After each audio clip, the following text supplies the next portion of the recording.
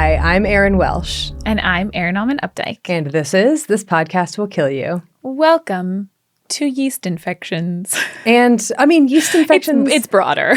Yeah, well, I feel like, but it's all yeast or yeast-like. And so it's weird. Yeah. Candida. Yeah. And not just Candida albicans, Candida auris, Candida. All the Candidas. Those are the only two I know right now. Don't at this worry, point we'll in our conversation. I can't believe we haven't done this. I can. You Candida? That was good. No, it wasn't. Our list is long, and we're doing it now. That's all we can say. We're doing it now. I learned a lot. We're about to learn some more. Yep. And we're about to tell you about a recipe for our Quarantini. Or placebo-rita today. Placebo-rita. Yeah, actually it is. You can make it a quarantini if you want. Sure. It's called a candid shot.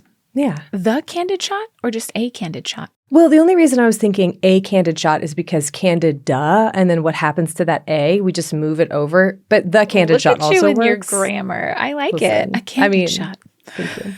A candid shot is fairly simple. It is like rose, soda, and rhubarb. Mm-hmm. I was going to say, you just stand there and someone takes your picture. Sorry. That wouldn't be candid. No, you were right. It wouldn't.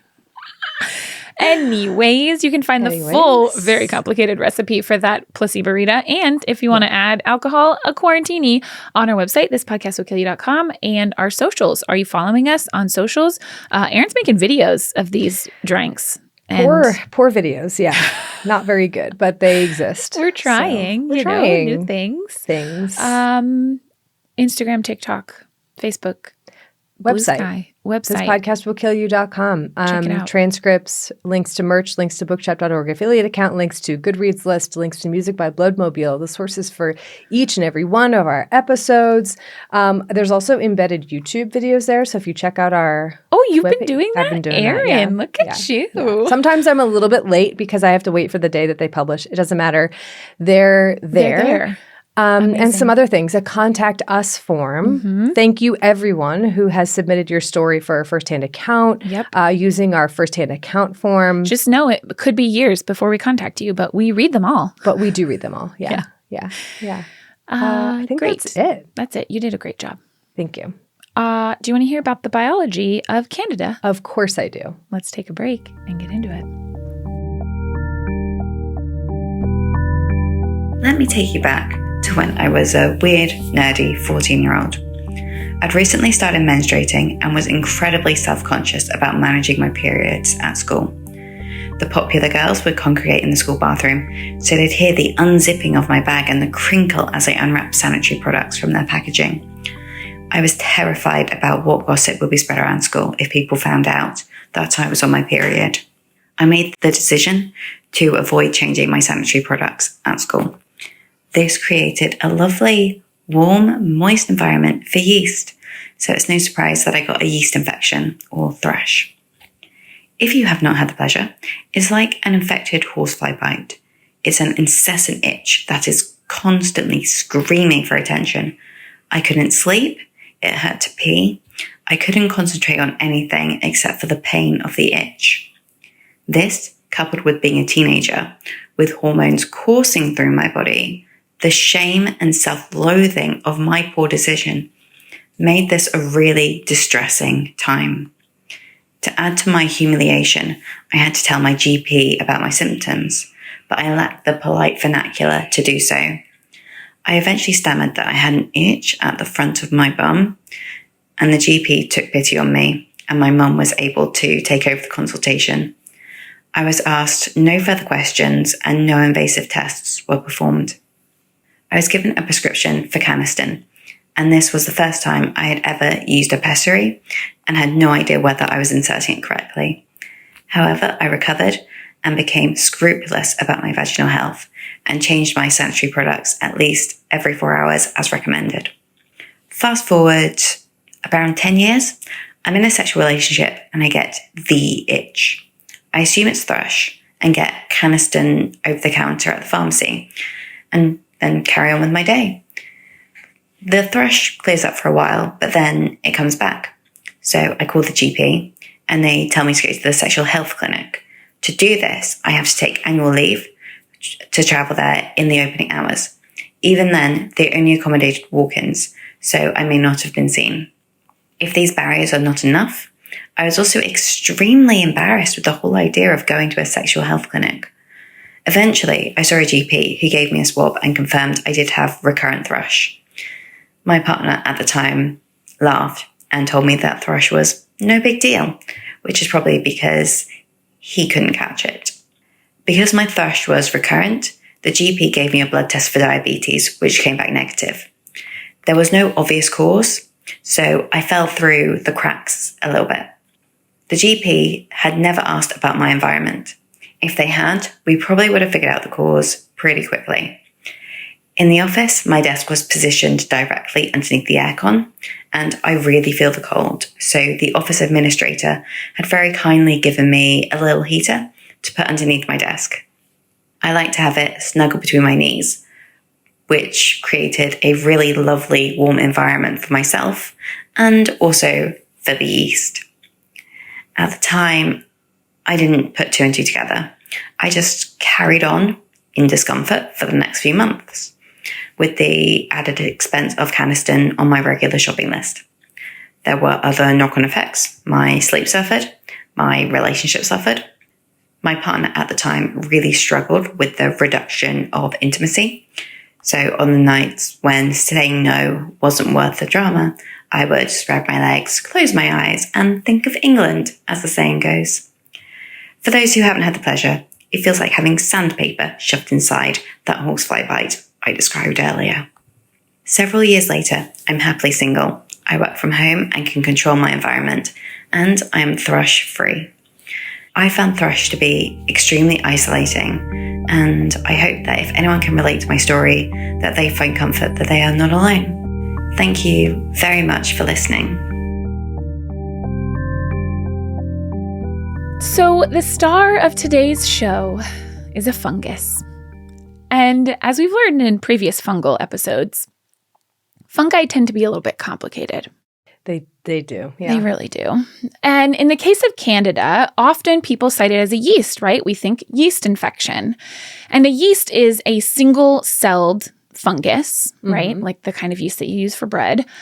But Candida also exists as a filamentous mold with its little hyphae or sometimes pseudohyphae branching out. Okay. So it's really quite multifaceted. And it might not be surprising that in part because of that, Candida can cause a really wide range of potential infections, not just vaginal yeast infections. There are several different species of Candida that cause infections in humans, the most common of which is Candida albicans. But I think there's a push to group all of the other ones as like non-albicans Candida, or NACY, non-albicans Candida yeast. Anyways. And these actually, some of them have been growing in abundance and posing a growing concern to infectious disease specialists and in public health officials and infection preventionists in hospitals. Well, because that's what I was wondering. So why would you, are all non-albicans Candida as equally pathogenic and problematic? All of them tend to be more apt to resistance, which is one of the big concerns about them. Yeah. Very interesting. Yeah. Okay. So the kind of most notable ones, and there are more than these two, but kind of the most notable ones are Candida auris, and we'll talk more about that later. And then what used to be called Candida glabrata, but what is now has been reclassified as Knock-A-Saccharomyces glabratus.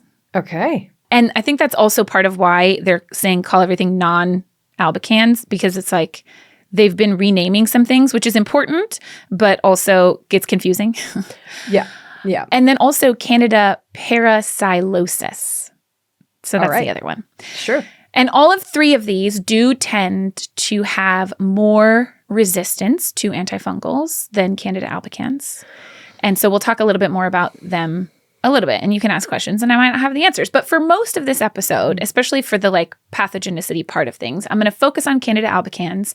It is by far the most common. Something like 90% of us are colonized right now as we speak on our skin or in our mouths or in our vaginas or in our guts, because it can live there too. So Candida is or causes what we often call an opportunistic infection, meaning that when the opportunity arises, it will cause infection. And when it does not arise, it simply coexists with us. Maybe even beneficial. Maybe, though I didn't research that at all. That's okay. I have a paper. Love it. And it lives not just on our skin and in our mucous membranes, but also in the environment, and mostly just hangs out there a little bit unobtrusive until it becomes a problem. I think of it as just getting too big for its britches and deciding to take over the place. Yeah. Writing executive orders, and all of the judges and other lawmakers are nowhere to be found. Can't keep it in check. Just kidding. I guess this is fine for me to take over. No one's here. Yeah, no one else is here. I'll just move in. Yeah. So let's talk about what kinds of problems it can cause, because it's really varied and not all Candida infections are created equal. There are broadly two big categories of candidal infections. There's mucocutaneous infections, so skin and mucous membranes, and then there are systemic infections. You can probably guess which one is more severe. The most, I don't know if it's true to say the most common, but probably like the thing that I think about and that most people probably think about with Candida is a vaginal infection or vulvovaginal candidiasis. And we kind of said this already, but something like 75% of people with a vagina will have candidiasis at least once in our lives. 6 to 10% of us may have recurrent vulvovaginal candidiasis, which is usually defined in the literature as more than 4 per year, with resolution of the symptoms in between each episode. Okay, not just like persistent. Right. So, I mean, okay, that is the chronic part. How long? Oh, okay, never mind. Am I getting ahead of things already? Yeah, you're asking a lot of questions. I'm like, how long does a yeast infection last? How long does how long does it take to resolve things? How long does it ever self-resolve?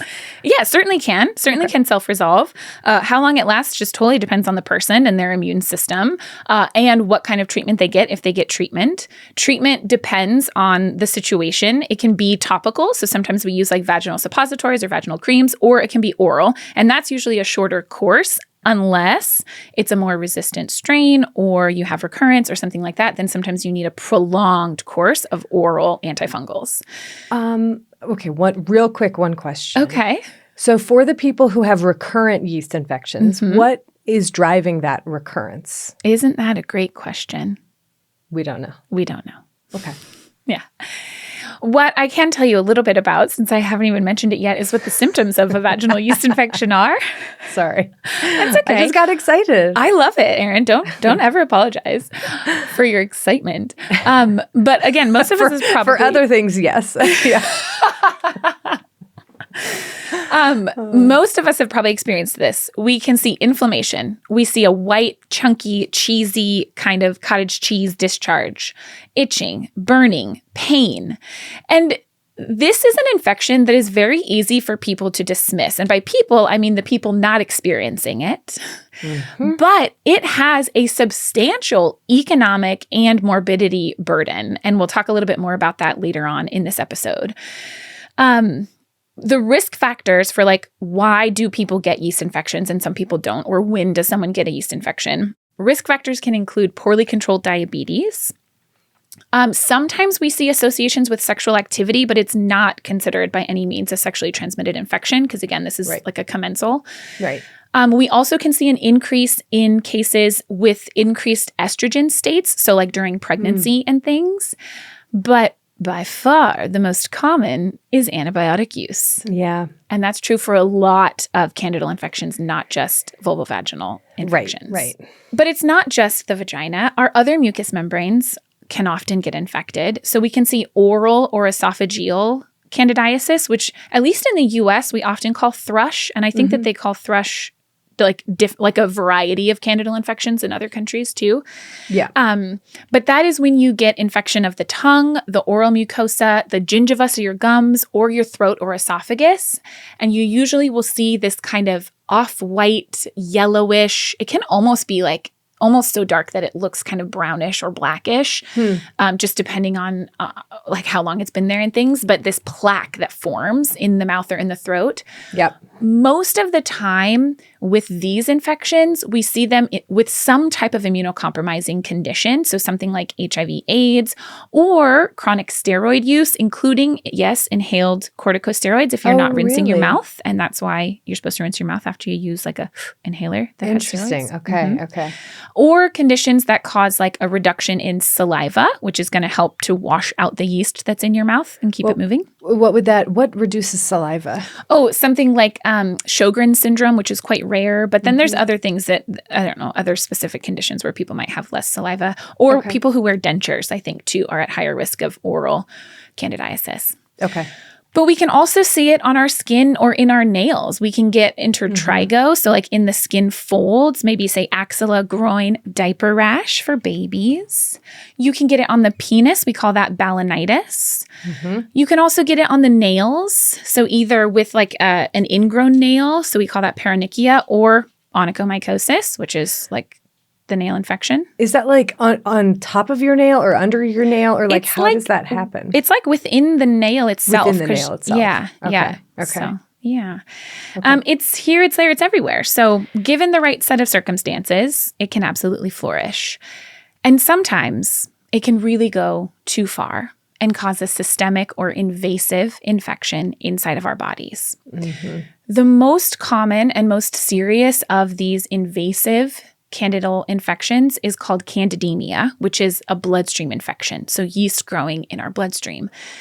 And this has a mortality rate of 30 to 40%, depending on how you calculate it. And that's today, and that's in high-income countries. And that's with all the treatments available. Exactly. Yep. Wow. And part of that is because of just how hard it is to diagnose and treat these infections, especially once they've gotten into our bloodstream, but also because the vast majority of people who end up with a bloodstream infection are very sick to begin with. So we see this really commonly in things like ICUs when people are already, their immune systems are kind of at their limit, and things like that. Once someone has an invasive candidal infection, they can end up with a number of other places that this candida infects thereafter. So you can get an infection in the eye, and it can cause candida endophthalmitis, which can potentially cause permanent blindness. It can go into the heart and cause endocarditis, so infection of the heart and the valves of the heart. Okay. It can get into the central nervous system, and we see this commonly in premature newborns. Something like 15 to 20% of the time, if a preemie ends up with invasive candidiasis, it will end up in their central nervous system, so with a meningitis or an encephalitis, I know. And then, especially after surgeries or other like abdominal procedures, people can get abdominal candidiasis. And that can result in like a fungal abscess, or can sometimes infect the liver or the spleen. And in those cases can sometimes cause a really prolonged infection that's really hard to treat. Do we have a more granular answer as to how this happens than there's a breakdown immunosuppression and things just sort of spill over? It's a good question. Not a super more granular one than that. Okay. There's always, almost always, there's going to be some, I say almost just to hedge, but realistically, there's always going to be some kind of like precipitating events, right? Whether it's some other infection, whether it's, a bone marrow transplant, a solid organ transplant, you're on immunosuppressive drugs, you have, HIV/AIDS, like you're born with an immunodeficiency, so many potential conditions that lead someone to be more susceptible. And then it's like those right set of circumstances. The other thing that's very commonly predisposes someone to an invasive infection, especially a bloodstream infection, would be having indwelling lines. So if you have ports, if you have catheters, as we'll see, Candida forms biofilms very easily. And so they can colonize and form a biofilm on those indwelling lines and then put you at risk for invasive infection because it's just bopping off little yeasties from the biofilm. I feel like, so on this podcast, we have talked about a few other opportunistic pathogens that tend to just hang out and then crop up when something is a little bit out of balance. There's dysbiosis, whatever. And do we know why Candida rather than Staph aureus, or why Candida rather than strep? What is that deciding factor? I don't think it's always an either or. Sure, of course not. Yeah. But yeah, I don't know. It's a good question. I mean, and it could be any of those. So it might just depend on that individual. What is their skin more colonized with? What do they happen to have on their bodies? What other antibiotics are they being exposed to? What happens to gain that foothold to begin with? Or what other, because our immune systems respond to bacteria and to fungi in different ways. So what type of immunocompromising condition do you have? And does it leave you more susceptible to fungus because your immune system's just not as good at getting at that fungus versus a bacteria or something like that? Yeah, yeah. Are you already on all the antibiotics possible? And so you've killed all those and now only the yeast are left. Yeah, yeah. And as a fungus, Candida is already in some ways kind of harder for us to fight off compared to some bacteria because it's a eukaryote, right? So it's a little bit closer to us. So it's harder for us to have antifungals. It's harder for our body to recognize it sometimes. However, Candida is also special and has quite a number of virulence factors that facilitate its ability to infect us and cause disease. For one thing, it can do that switching thing that I mentioned at the top. It can exist as a yeast or as this filamentous hyphae form, depending on its environment. And this allows it to disseminate widely when it's a yeast, right? It's really hardy. It can exist in the environment. It can beep, bop, bop between people. And then it allows it to invade through our epithelial barriers when it's in its hyphal form. And then that also allows it to evade a lot of our immune responses. Okay, so the hyphal form does impact our immune, like its immunogenicity or something, detection. Majorly. And so it's really the hyphal form that we tend to see that ends up being the reason that we have invasive disease. And so are all Candida albicans individual, cells or whatever, capable of this transformation? As far as I know, yes. And there are differences. And it does seem like the switching part of it is what makes them so good at causing disease. Because when you breed strains that are only hyphal or only yeast, they're not quite as good. But in general, they all can do both. They're quite adept like that. Candida also has a bunch of proteins that we call adhesins, which I feel like we've talked about this, who knows on what episode. But they're basically sticky proteins that allow it to make these biofilms and to colonize places like our skin and mucous membranes, and also things like catheters, PICC lines, like all of these lines that, especially if someone is already ill and in the ICU, they usually have quite a lot of lines. And a biofilm, for anyone who's forgotten the glory that is biofilms, they're these really complex assortments of a bunch of different microorganisms that end up forming their own protective barrier, this little extracellular matrix that completely blocks our immune response from accessing them, which means that they can continue budding off these little yeasties or having their little filamentous forms just kind of creep out and go invade deeper into our bloodstream, for example.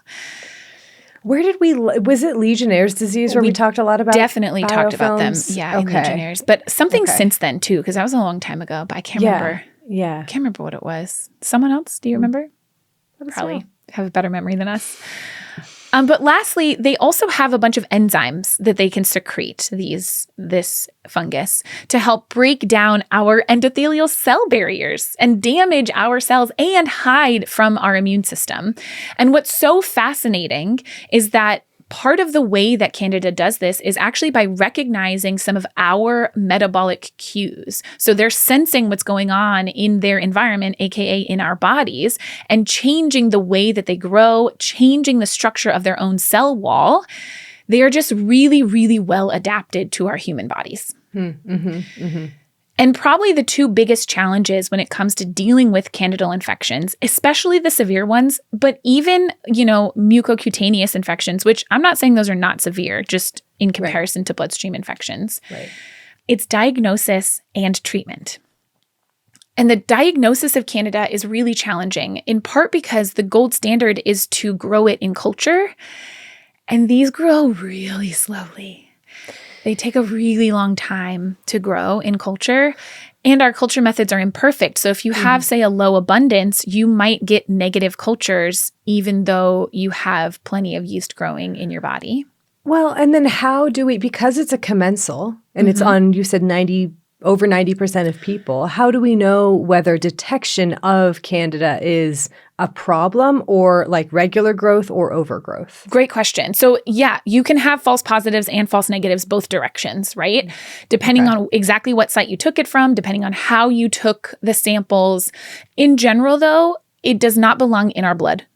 So if Candida is growing from a blood sample, of course. Yeah. But you're right. If it's from like a skin sample, is it overgrowth or is it not? And some of that comes down to like clinical diagnosis as well, too. What do things look like and stuff like that? What are your symptoms? Are you experiencing discomfort? Yeah. Exactly. Okay. Exactly. Okay.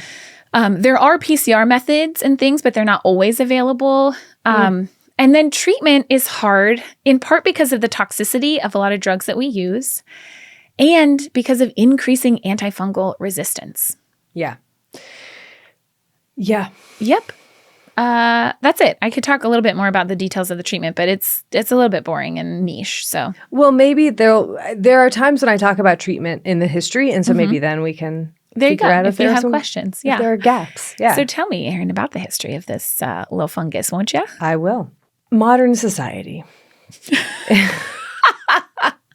I simply love when episodes start like this, Erin. I just love it. Keep going. Honestly, sometimes I write this and then I read it over and I'm like, why did you write this? And it's too late now. Here we are. Because it's great. That's why. Keep going. Modern society is blamed for a whole host of diseases and disorders. Depression and other mental health disorders, certain kinds of cardiovascular disease, metabolic dysfunctions, even allergies and asthma to some extent. This is not a novel concept. The Industrial Revolution in the 19th century sparked intense discussion over how things like long working hours and stress, poor nutrition, lack of sunshine, and education for women contributed to the rise in, these nervous disorders like neurasthenia or hysteria. Yeah. Setting aside the problems with some of those diagnoses, especially neurasthenia and hysteria, and whether their relationship with modernity can truly be described as causal, I think that this idea of diseases of modernity captures a reality that we sometimes struggle with, and that is that progress comes at a cost. Most of the costs that people are concerned with are general or hard to quantify. It just is like a feeling that we have. So, for example, our computers are capable of more than we could have dreamed of. And at the same time, we are more sedentary and overconnected than we have been in, for most of human history, contributing to chronic and mental health conditions. Have things improved overall thanks to computers? Are computers a net positive? Absolutely. There's no doubt about that. But we can also consider the cost factored into that equation. 100%. Yeah. And I think that we are especially prone to thinking that science and medicine moves in one direction. More knowledge, more treatments and cures, better health care when it's not being thwarted by uninformed disinformation spreaders like RFK Jr. and his ilk. But unfortunately, this forward progress, it's not always the case, or at least there's a more nuanced story to tell. Sometimes it's more of like a 2 steps forward, 1 step back kind of a thing. And rarely are we able to predict what that backward step might look like. This was certainly the case with antibiotics. And no, I'm not talking about antibiotic resistance. I mean, that is a step back, and people did see the writing on the wall almost immediately when they came out. But I mean Candida. Oh my gosh, I love this. Yeah. When penicillin came onto the scene in the 1940s, quickly followed by other antibiotics, such as streptomycin in the 1950s, they led to a revolution in healthcare. It's a powerful story that we all know well, and if you don't, you should check out our antibiotics episodes from years back. But the miraculous recovery of patients on the verge of death from a bacterial infection, that's just one of the transformations brought about by the advent of these drugs. The other was Candida, changed from a mostly benign, which is not to say it wasn't uncomfortable or caused issues, superficial fungal infection to a sometimes invasive systemic disease. And Ultimately, it led to a few fringe doctors promoting an unsupported hypothesis that to this day is used to sell people snake oil supplements that can harm much more than they can heal. Oh, I'm so shocked to hear that. I got so, just frustrated with this episode anyway, and that part of it. But before we can tell the story of that transformation, let's first go back in time to the early history of candidiasis. Okay. Of course, it's Hippocrates. It's always Hippocrates. Honestly, I was going to get a little sad if there wasn't, because I was like, gosh, is this only going to be a modern thing? But no, it must have been around forever. It's been around forever. Yeah. Forever. Yeah. Yeah. It's our friend. It lives with us. Yeah. Yeah. Yeah. Sometimes it's a little, not even codependent, but just dependent. And we're we need to stop. Let's, stop calling me. Stop calling me. It's too much. Do not disturb mode. Just Okay. Hippocrates. In one of his classic texts, he describes thrush, oral thrush is what I'm referring to, particularly in people who are already sick or in poor health. Galen also made mention of thrush, especially in sick kids. And there's a smattering of mentions throughout the 1600s and 1700s where thrush really is what predominates throughout history. And that's understandable because, because it would have been there and no one was going to talk about vaginas. Of course not. Yeah. No. But it was actually, thrush was recognized as relatively common in newborns and apparently so common in France that in 1786, a medical society offered a reward for its study. Oh, interesting. Yeah. Outbreaks of thrush were known to happen at lying-in hospitals where people came to give birth and then spend some time in recovery afterwards. And so there would be outbreaks throughout the hospital. And in the 1800s is when the many phases of candidiasis or Candida began to be noted. Esophageal, vaginal. So the first vaginal yeast infection was clinically described in 1849. It's so late. And published in The Lancet. Yeah. Wow. Okay. Mouth lesions, brain lesions, even intestinal disease, even some systemic infections. But disentangling what caused these infections was much more challenging, especially when this yeast can, overgrow or cause infections on so many different parts on the body, in the body, everywhere. Or when there are moral or ethical considerations, doctors were reluctant to examine women. And even when a doctor did conduct an exam and found a yeast infection, they were like, oh, it's just a symptom of another disease. It's not a condition in its own right. Yeah. Oh, that's so interesting. Okay. Yeah. I mean, but similarly, oral thrush, you talked about how it can almost be like brown. It was recognized or thought to be the precursor to diphtheria in a lot of cases because that thick membrane as well. Yeah. Okay. And in some cases, the infectious nature of these lesions was suspected or couldn't really be ignored. It was well, it has to be infectious. And in other times, it was the infectious nature was proven by experimental infections, at least one of which led to an infant's death. Oh, no. Healthy infant, let's just infect a bunch of these with this and see what happens. And one died. Oh, Isn't that absolutely horrific? That's horrible. Yeah. This was in the 1800s? 1800s, yeah. Oh, God. Yep. And, I think that around this time, when germ theory rose to prominence, it reinforced this idea of one microbe, one disease, one cause, one disease kind of a thing, where one pathogen was responsible for one infection in particular. Which is great for diagnosis and developing treatments or vaccines. But at the same time, it made it harder for people to realize or recognize when something didn't fit that paradigm, such as Candida, which by this time, let's say by the early 1900s, went by a million different names. And so for the full picture of what Candida was capable of, we needed someone who was able to look past the trees to see the entire forest. And that someone turned out to be Rhoda Benham, who later became a leader in the emerging field of medical mycology.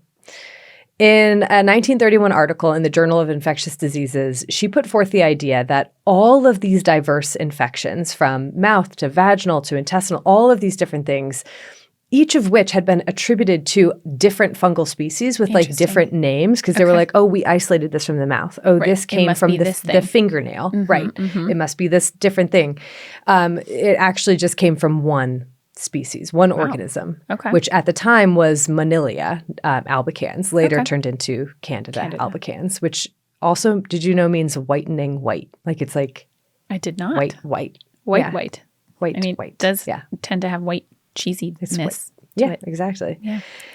She wrote, quote, if one were ignorant of the source of these cultures, one would be unable to distinguish, for example, M. albicans isolated from thrush from M. psilocys isolated from sprue, and it would seem necessary for the present to regard such forms as merely strains of one species. End quote. There you go.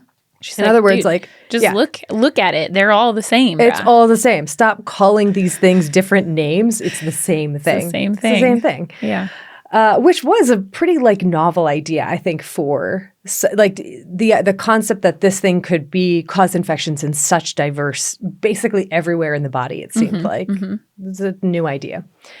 And so at this point, let's say the 1930s or so, Candida had caught the interest of a few researchers, but to be honest, it was more of an afterthought, like not super pressing. It was like there were a lot of other things that people were concerned with at the time. Wasn't the hottest thing. Okay.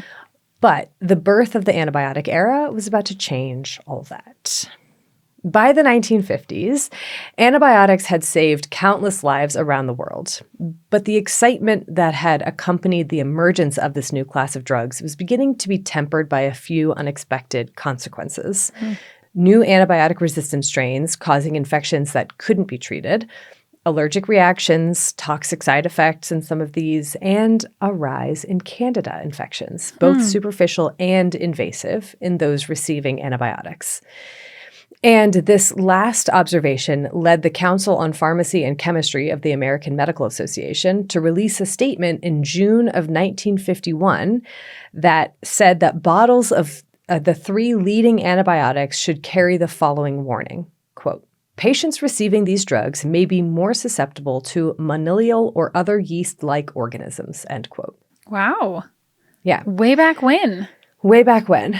And it's interesting. This was not without controversy, right? Because first of all, it was hard, I think, for people to draw the connection between how exactly were antibiotics causing this greater susceptibility?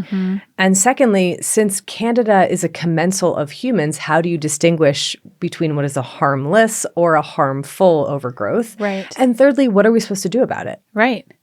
At that time, 1951, no treatment. Okay. But within a few years, that last question, what do we do about it, would be answered 1954 with the first antifungal on the market, nystatin, which is the market name mycostatin. Yeah.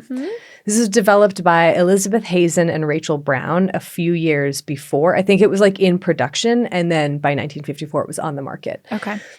Most of the antibiotics then available were derived from fungal species like penicillin, which had used these compounds to compete with bacteria. Like I feel like, I just love. Yeah. And so using that same logic, nystatin was developed from a bacterium, Streptomyces norsii, found in soil from a friend's garden, like one of their friends' garden. And because Hazen and Brown reasoned that soil was this battleground for all sorts of microbes. They're all like, let's bring out the big guns. You know what? Here's this compound for this and this compound for that. And I'm going to outcompete you and I'm going to just destroy you. You got to think ecologically. I love it. Ecology matters. And so that's, voila. There you go. Nystatin. And then, but the other two questions, sort of like, when is Candida a problem and why is it doing this? Those proved a little bit more challenging to answer. Clinical evidence was mounting that while antibiotics were associated with systemic and deadly infections with Candida through disrupting the microbiome, these weren't as common as initially thought, and it might actually have been a combination of our detection methods improving for this. Okay. And so that being partially responsible for the apparent rise, both in systemic as well as superficial. Okay. And by superficial, I mean like on your skin surface. Mucocutaneous. Exactly. Infections. But the important lesson was that antibiotics could disrupt someone's microbiome, which provided Candida an opportunity to grow more than it ordinarily would. Mm-hmm. And that disruption could happen from other things besides antibiotics.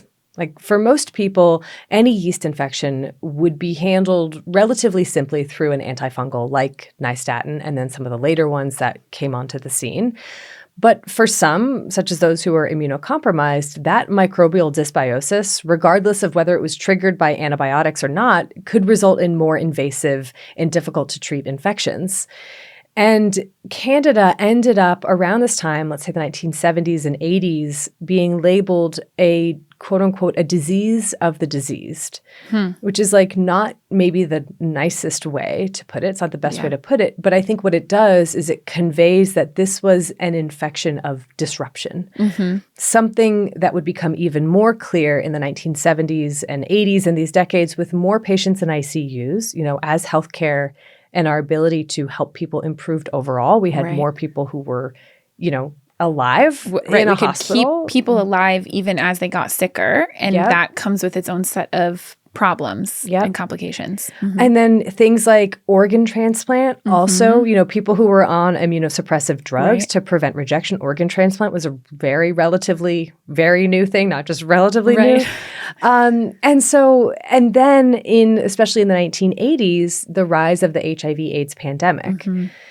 And candidiasis, you touched on this a bit, but it was especially a problem for people with HIV/AIDS. And one estimate suggested that by the mid-1980s, 75% of people with AIDS had oral candidiasis. Mm-hmm.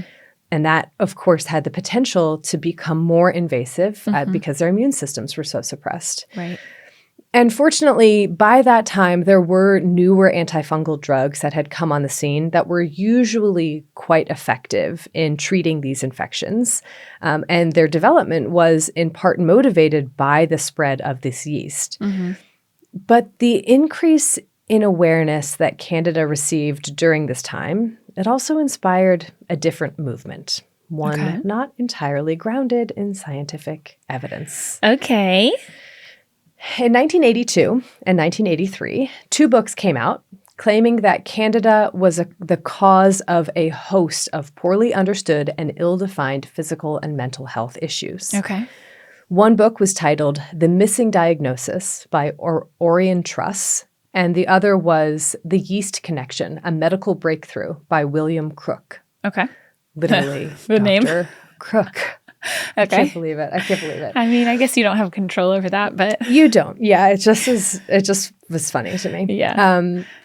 And the overall premise of both of these books were that many people were unknowingly living with a chronic overgrowth of Candida, which led to an overall more immunosuppressive state and predisposed them to a variety of conditions, ranging from tissue injury and mucosal infections to mental health issues. Oh. A self-diagnosis checklist was included along with a 9-step program with also many sub-steps for treating this alleged overgrowth. Okay. Diagnosis was confirmed only with a positive response from the 9-step program. What were the 9 steps? Were they like eat healthy and exercise, things that will make you feel better? Yes, exercise was one of them. Okay. A diet was another. Okay, here we go. I found it.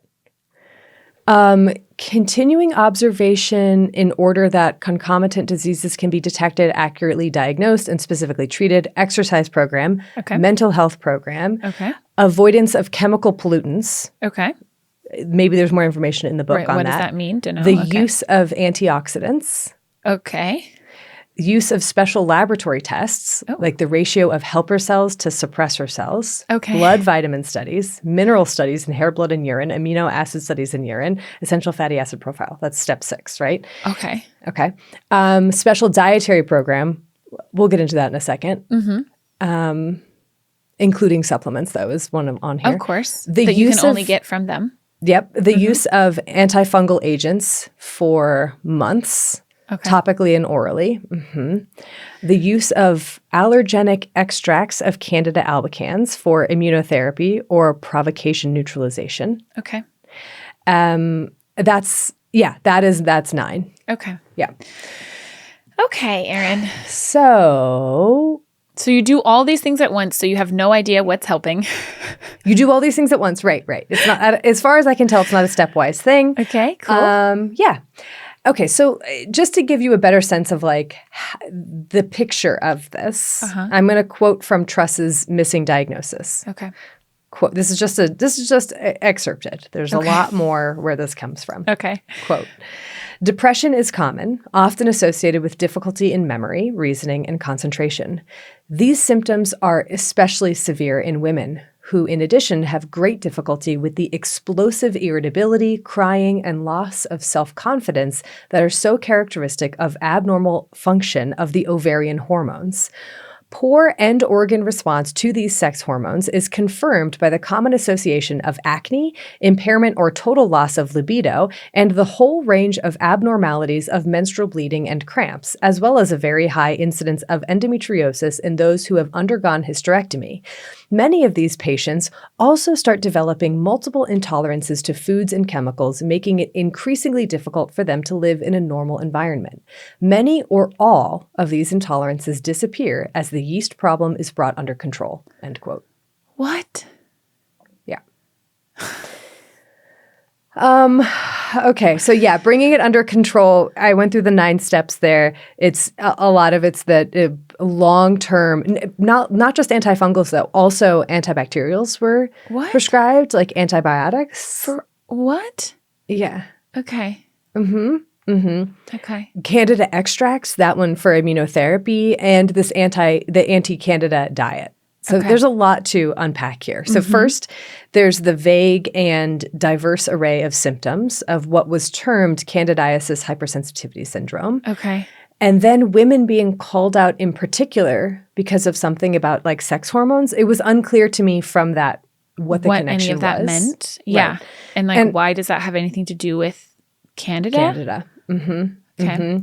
Birth control was also blamed. Of course. Birth control has been blamed pretty commonly. Yeah. Like realistically, even if you're on an estrogen-containing birth control, you're probably having lower estrogen levels on average than you would if you were, well, certainly if you were pregnant, but also than if you were like cycling. And so there isn't really a good association there is a slight association between like menopausal hormone therapy and a slight increase in yeast infections, but even that is not like major. Right. And also we're talking about yeast infections. Right. Vaginal yeast infections. Not whatever this is.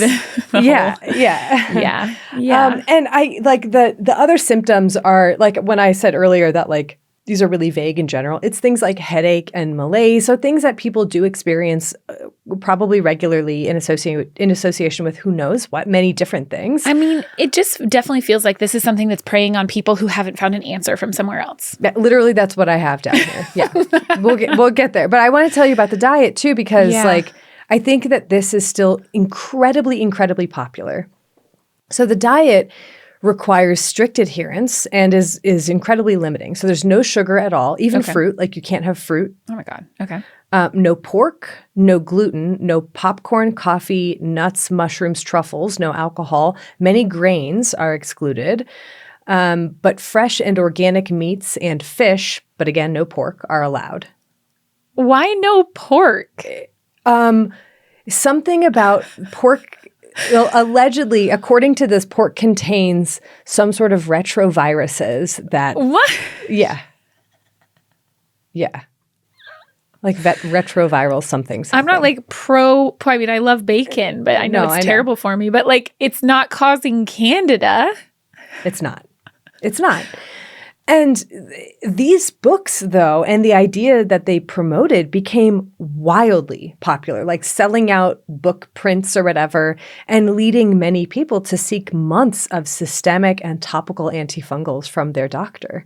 They discontinued birth control, and they started to take a suite of supplements that were probably not great. Actually, there have been a few cases of people who either go on the diet or start taking these supplements that end up putting them in a hospital. Oh, or they're on these antifungals for so long. So it got to be such a problem that by 1986, the Executive Committee of the American Academy of Allergy and Immunology released a statement listing their critique of the candidiasis hypersensitivity syndrome. And I'll link to this because it has almost like a point-by-point refutation. And their ultimate conclusion was that, quote, on the basis of the evidence so far reviewed and until appropriate published evidence to the contrary is brought to its attention, the Practice Standards Committee recommends that the concept of the candidiasis hypersensitivity syndrome is unproven, end quote. I mean, pretty straightforward. It didn't really do anything. Over the next decade, though, researchers started to look into this with carefully designed clinical trials because they're like, if this is the thing, we have a path forward, right? If this is real, let's figure it out so we can treat it well. They tested the anti-Candida diet. There was a test or a trial with prolonged treatment with nystatin, and also screening for Candida throughout the body. No strong evidence emerged for the condition. And if you look at candidiasis hypersensitivity syndrome on Google Scholar, you will find a few papers from the 80s and early 90s, but anything that's more recent tends to come from things like the Candida Clinic or like the Candida, whatever sort of Candida pro this idea. They're clearly they have an peer angle reviewed because they're trying to sell you a supplement. Or something. Yeah, a book. Yeah. And in fact, because one of the ideas that they promote is that, okay, you need to and why the diet is there is that it cuts down Candida in your gut. And there's actually a paper from 2022 that suggests that Candida in your gut is a mutualistic beneficial bacteria or a beneficial organism and can be a sign of a healthy gut. I mean, you want your gut microbiome to be quite varied. Yes, you do. You do. But yeah, nevertheless, this persisted. This idea of Candida overgrowth or candidiasis hypersensitivity syndrome. And you've got countless organizations, supplement companies, and forums dedicated to spreading the word. And why it has remained so popular, I think, comes down to two main things. And the first is what you touched on. Medicine doesn't have all the answers, and people seeking help are sometimes dismissed or have their questions ignored and their concerns ignored. And I don't doubt that people who think they have this condition or are experiencing symptoms of candidiasis overgrowth or Candida overgrowth are probably experiencing uncomfortable, disruptive, or even debilitating symptoms. But so far, no evidence points towards Candida as the culprit. Doesn't mean that someone isn't having headaches or digestive issues, but that it's probably not Candida. Right. And the Candida diet probably helps because you're paying attention to what you're eating. You're cutting out a lot of things that probably don't make you feel great. Right? It would be great if we could all cut out sugar. Yes, probably. In our diets. I mean, yeah, there are some. It would be great if or we at least focused. at least tone it down a bit, or some elements, but not. Yeah. Although not fruit. Fruits not are great. Fruit. Yeah. Please. I eat so many blueberries. I know that about you. Yeah, it's one of my absolute favorites. I mean, it's why I love Costco. Just for the blueberries. Everything else. Psh. Yeah, fistfuls of blueberries. But again, just because you're receiving a benefit or feel better from the Candida diet doesn't mean that your Candida levels are changing. In fact, there have been studies that indicate that there is no change. And honestly, it would be great if it were Candida. Wouldn't that be nice? Because there'd be, here's the straightforward answer. There's probably a straightforward fix. Right. This is what we can do. People who are desperate for answers, desperate for relief, may find themselves looking outside of medicine for someone to tell them what's happening. Which brings me to the second reason why I think this has remained so popular. It's because there are countless people who are happy, more than willing to profit off of it. I know. There was once, I Googled anti-Candida supplements just to see what was out there, and it's endless options, of course.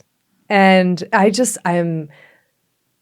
am so livid. Livid isn't even the right word. I'm just so exhausted by the fact that this is a thing that is continuing to grow and grow and grow. There was one supplement business, and I won't name the name of it, but it popped up as one of the companies that's selling these anti-Candida supplements. And I looked up, okay, what is their net worth? What is their income? What do they get every year? Tens of millions of dollars every year for medicine-backed, quote unquote, absolutely not medicine-backed, cleanses that promise to restore gut health or make you free from Candida. Erin, I mean, it all just makes me want to do a whole nother supplements episode because there's still so much more there. It's even like when we did that, last year? Yeah, was that last year already? It's worse. It's worse. It's growing and growing and growing. There also, I've been looking at this a lot lately. There are so many, because you said a lot of these people who promoted this idea back in the 80s were physicians. Oh, so is the person who has the supplement. Right.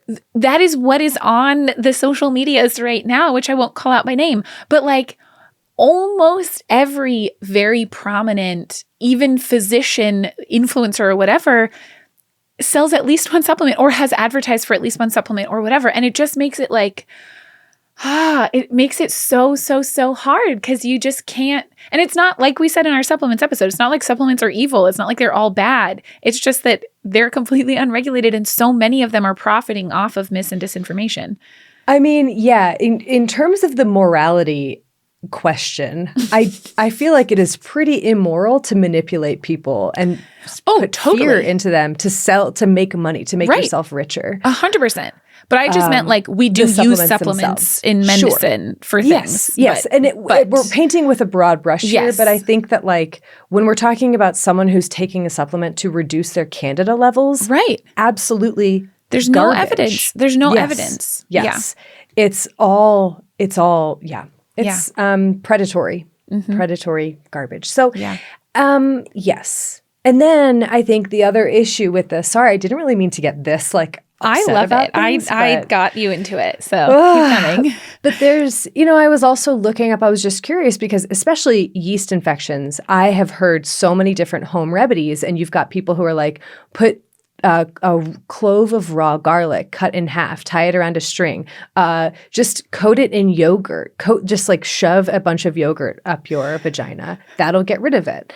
A jade egg or whatever, like I'm sure that there's something on that website that we disapprove of.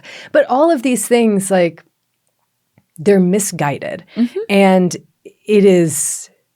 it reveals so much of what is wrong with expertise, medicine, people being missed by medicine, and like our limited capacity to answer all these questions. Right. Probiotics, do they work? Maybe not. That question we cannot answer right now. Yeah. What is even in a probiotic, right? Which bacteria matter, in what quantities, which don't matter. Each person is unique. Their microbiome is unique. I mean, we don't even have like, I was thinking about this in like an actual puzzle and you always put the edge pieces together first. Like we're still flipping over pieces. Like we're not even close to having that. That's so true. Yeah. We don't even know how many puzzle pieces we're dealing with. Absolutely not. Could it be a 1,000 piece puzzle 5, or like 100,000? Right. That's so true. I think that the fact that the anti-Candida diet and these alternative approaches to treating yeast infections, just as an example, are as prominent as they are, I think speaks to the failure of medicine to adequately meet people's needs, the disgusting greed and lack of regulation that allows people to sell snake oil on the basis of fear and lies. And also, I think it shows the very human tendency to want answers, to want to take action. And Erin, I'm sure that, things have improved or maybe there's reason to hope, good news on the horizon. Sorry to end this so depressingly. Oh, that's okay. I don't know that what I'm going to say is going to be any less depressing, but we can get into what the landscape of Candida is like today. Let's do it. Okay. So when it comes to, I'll start with invasive candidiasis, because that's obviously the most severe forms of candidiasis. We're talking systemic infections.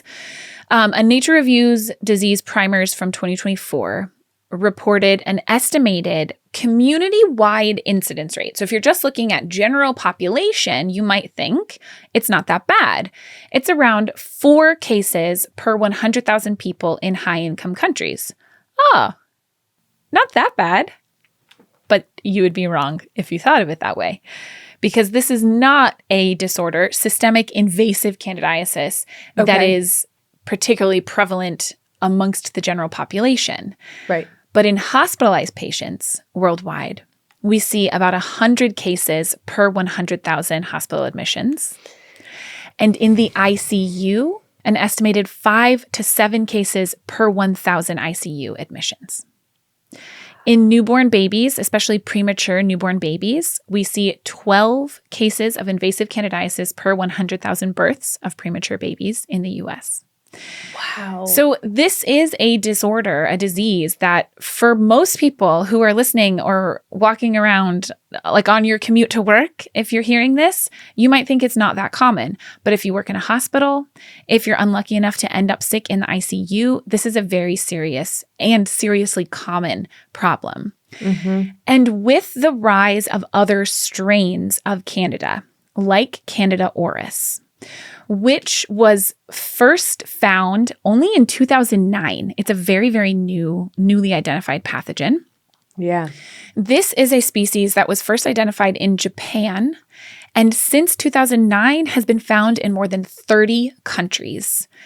It spreads really rapidly through hospital settings, and it really rapidly gains resistance. A lot of times the different strains of C. auris have resistance to begin with, but then it picks up new resistance. So we see pan-resistance. We see resistance in C. auris, some strains, to almost all of the antifungals that we use. And it's been in the US since at least 2013. And according to the CDC, in 2023, there were 4,514 new clinical cases of C. auris in the U.S. in 2023. Oof. And it's been increasing. Like when you look at the graphs on the CDC C. auris page, it is like whoop, whoop. It's exponential growth right now. Yeah, it is yeah. Scary. Well, because it gains a foothold, I feel like, in hospital settings so easily too, where it's just like you can't get rid of it. Right. Yeah. And that's not the only species that is of increasing concern. Candida parasilosis is a whole species complex that is also found really commonly. It's not like a new infection per se, but we're seeing increases in fluconazole resistance, which is one of the main antifungals that we use, especially for like mucocutaneous infections and things like that. We also are seeing increasing rates of what is now called Knockasiomyces glabratus, which used to be Candida glabrata. That just rolled right off your tongue. I'm so impressed. I practiced so much. Like every time I wrote it, I practiced saying it out loud. But this, we also are seeing both increasing in distribution. It's like the second most important species in the United States and in Northwestern Europe. But infection tends to be more severe and it rapidly requires resistance compared to Candida albicans, which tends to, it's not like that you can't have resistance, but it's just for whatever reason, not as good at acquiring resistance genes. So there's a lot of different species that are kind of concern and that are on the rise. When it comes to vulvovaginal candidiasis, which we talked about already affects 75% of people with a vagina at least once, literally so many of us. But even recurrent vulvovaginal candidiasis affects an estimated 138 million people with a vagina every year worldwide, and it's on the rise and estimated to hit close to 160 million by 2030. Okay, a couple questions. You said this is 4 to 5 times a year? At least four recurrent infections a year. Okay. Some papers call it at least 3 recurrent infections a year, but most of them are 4. Okay, a quick question before we talk more about yeast, about vaginal yeast infections. The other species that you mentioned of Candida, do they tend to colonize the same or like cause infections? Because albicans is a commensal, but these don't seem to be commensals. They seem to be pathogenic, or are they? Yeah. So with Candida auris, it's so new that I don't know that we know. Okay. It wasn't ever found before. So has it been, certainly it can colonize our skin. I think it's estimated that like 10% of people, if you just like screen people coming into a hospital or something like that, 10% of people who are colonized will go on to develop an invasive infection. So it's not like it causes infection in all of them. And same thing with, what is now Knockasiomyces glabratus and parasilosis. Why is that one harder? Yeah, the other ones anything. You're like... Right. And there's more too, right? Like there's other Candida or what used to be Candida and are now, reclassified. So most of these can be found on some percentage of the human population just as commensals. But in terms of the infections that they will cause, it's the same sort of sweet in infections? in theory, yes, they could. But because especially with C. auris, we are screening for it we are seeing it more as an invasive infection. Okay. What does this just come down to? The fact that Candida albicans is still the most prevalent. So if there's going to be an overgrowth, it's going to win out in most cases. I don't know. Okay. Certainly what used to be Candida glabrata and is now Knockasiomyces glabratus, it causes quite a lot of vaginal yeast infections. And we see, parapsilosis as well. So we see all of these, but still overwhelmingly albicans is the most prevalent. So if recurrent yeast infections are on the rise, vaginal yeast infections are on the rise, are they caused by albicans or is it one of these other species? Like when you have a yeast infection, it's not like they will necessarily culture, or do they always? Not necessarily. That's the problem. Right. You don't necessarily have to culture to get the data on what species it is. Okay. Like where I work, we do PCRs, Sure, and okay. we can then strain type it and species type it. But you always do strain type and species type, or that's what does happen? Yeah. Okay. The PCR that, at least where I work, and this is not everywhere, but where I work, I swab everyone if I'm worried. Yeah. Try not to treat empirically. Lots of people will just get empiric treatment. Yeah. And the PCR test that we do checks for multiple different strains. So it's able to, and multiple different species. Okay. So it's able to tell us what that species is, which also will give us a hint as to whether it's more likely to be resistant, for example. Right. If you're talking about an invasive infection in a hospital setting, yes, you're going to be culturing that, or you're going to be doing something to figure out exactly what species we're talking about. But for a lot of mucocutaneous infections, people might be treated just empirically, meaning just based on clinical exam, which I'll be honest, it's usually pretty obvious, but not always. Not always. And the reason I always swab is because a lot of times you've got BV and yeast overgrowth. Like it's not only just a one thing.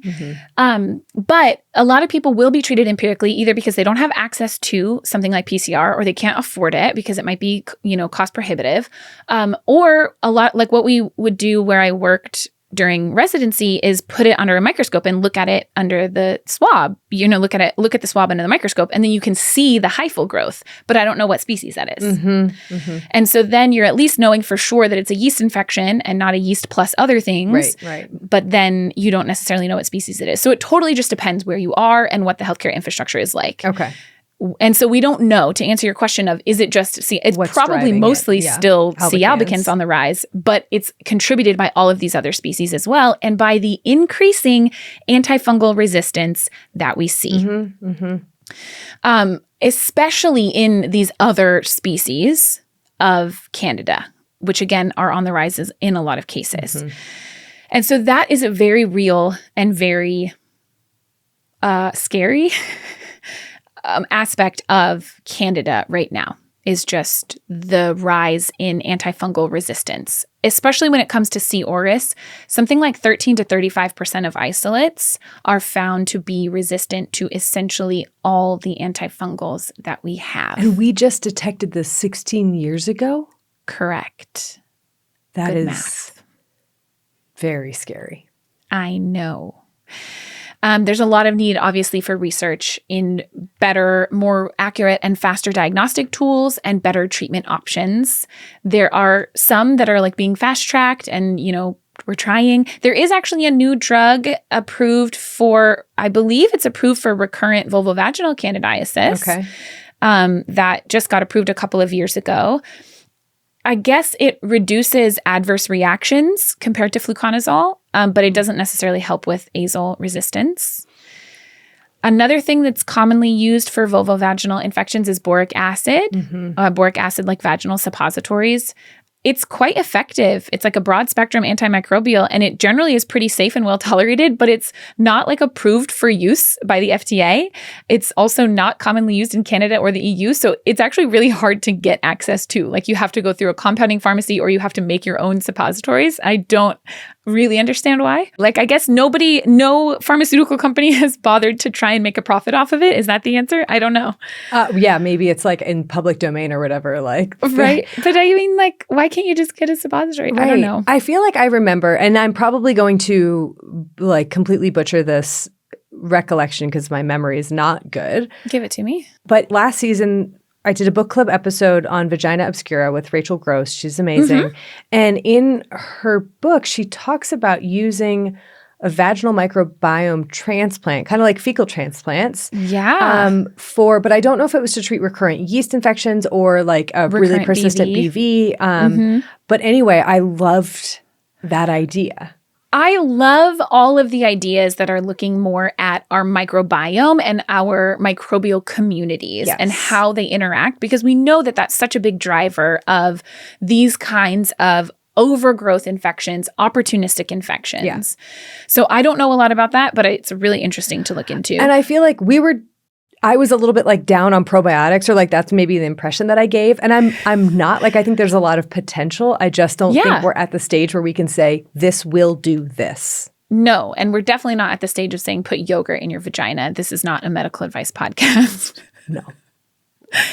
There is, though, also people are working on a vaccine for recurrent vaginal candidiasis specifically. It's an interesting type of vaccine because it is based on like a Candida protein of some kind. Okay. But the idea, at least who they're targeting right now, like who they're testing it on, is people who've had recurrent infections. So it's kind of like to reduce the risk of recurrence rather than just like something to give to the whole population or something like that. I see. But yeah, it's really promising. I think the last paper that I saw on it, which might have been a year or two old now, they were in stage 2 trials. So I don't know if they've moved further from that. And then there's also a new type of antifungal that was recently approved. And the reason for invasive infections, and the reason that's exciting is because it's easier to administer. You don't have to do it daily. You can do it once weekly, and you can kind of front load it, which means, because the other thing, and I didn't even get into this because there's so many components you could talk about, when it comes to invasive candidiasis, these systemic infections, the long-term sequelae of them can be really severe. And there's not enough research into the quality of life effects that we see after a systemic infection, but they're really substantial. You know, if it gets into the eye, it can cause permanent blindness. People tend to be really sick before they even get a fungal infection. And so then the recovery from that, like from a prolonged hospitalization or ICU stay, is really substantial. So the fact that people are working on trying to make treatment so that it could potentially be done more in the outpatient setting is really, really huge and important. So there's a lot more that you can read about when we tell you about our sources. Sources time? Okay. Okay. Let's see. I have a bunch, but I'm going to shout out 2 in particular. So one is a book titled Fungal Disease in Britain and the United States, 1850 to 2000 by Aya Homey and Michael Warboys. And then there was, if you're interested in reading like a paper about this nystatin relationship and like the hypersensitivity, candidiasis hypersensitivity syndrome, there was a paper from 1990 published in, I feel like it was the New England Journal of Medicine, that studied the administration of nystatin and whether it relieved any symptoms and like anything like that. And it's by Dismukes, a randomized double-blind trial of nystatin therapy. Love it. I had a number of papers for this. One of my favorites, just for like overview of Candida, was Nature Reviews Disease Primers from 2024 called Invasive Candidiasis. I also loved a couple of papers I had about the virulence, but my favorite, I think, was from the journal Virulence. Who knew? In 2022, titled Pathogenesis and Virulence of Candida albicans. And then I have several on the introduction and emergence of some of these other species of Candida and what used to be Candida. And then the paper that was really great on recurrent vulvovaginal candidiasis was called Global Burden of Recurrent Vulvovaginal Candidiasis, a Systemic Review in the Lancet Infectious Diseases from 2018. But I've got more, and you can find all of them on our website, thispodcastwillkillyou.com, under the episodes tab. You certainly can. A big thank you again to the provider of our firsthand account. It really means so much for us and other people to hear your story. We appreciate it. Yeah, thank you. Yeah. Thank you. Thank you also to Bloodmobile for providing the music for this episode and all of our episodes. And thank you to Liana and Tom and Brent and Pete and Jessica and everyone else at Exactly Right Network for helping make this podcast and the video. Did you know we're on YouTube? Possible. And a big thank you to our listeners, our patrons. Your support, means the world to us. Like we do this for you, and it means so much that you actually tune in and hear what we have to say. Thank you so much. Thank you. Well, until next time, wash your hands. You filthy animals.